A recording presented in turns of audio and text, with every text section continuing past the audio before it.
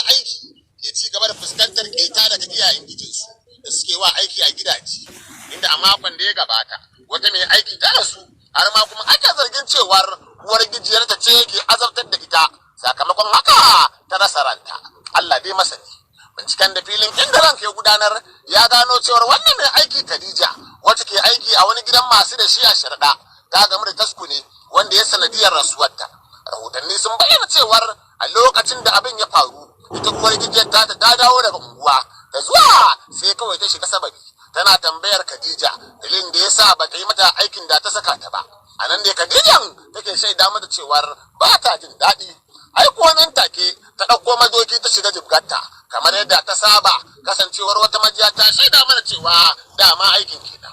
Har kuma ta umarci karamar yar aikinta da ita ma ta ɗauko madoki a ci gaba da dukan Khadija. A nan ne dai aka yi mata rubutu.